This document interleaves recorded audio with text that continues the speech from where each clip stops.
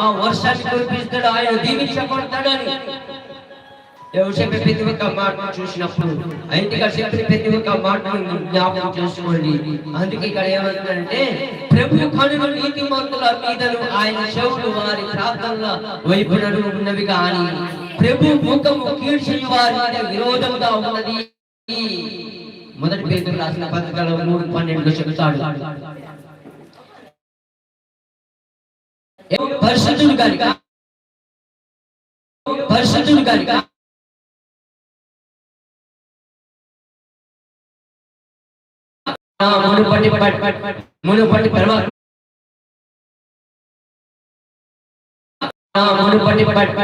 మునుపటి ప్రవర్తన విషయంలో మునుపటి విషయమైతే ఈ పరిస్థితిలో ఉన్నాను. ఇప్పటికైనా లోకం పక్క లోకం తట్టు పాపము తట్టు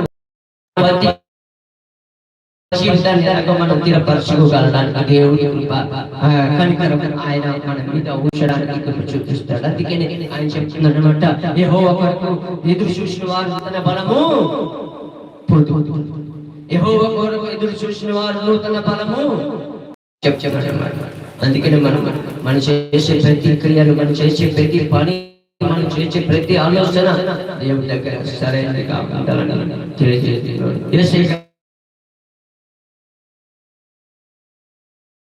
మనం 14 చూస్తాము.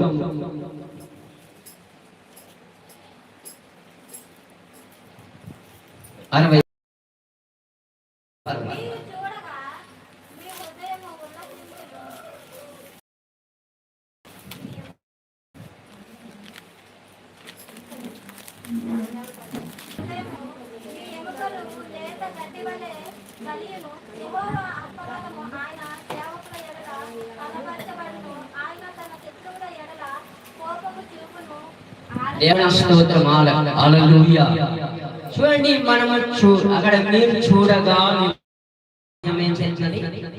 ఉల్లాసిస్తారు.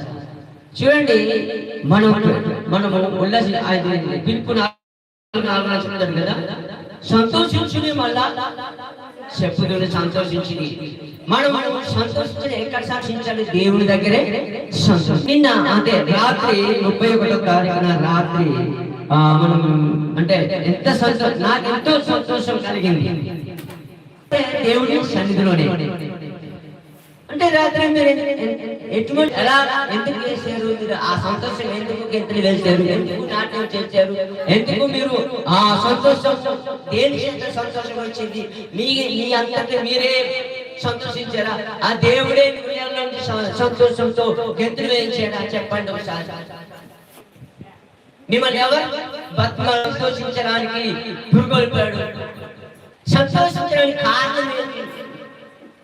మీలో పరిశుద్ధాత్మ శక్తి కలిగినప్పుడే మనము సంతోషిస్తాం. చూడండి, పరిశుద్ధాత్మ శక్తి లేని వాడు కూడా ప్రతిమలాడిన ఏం చేయడమ్మా?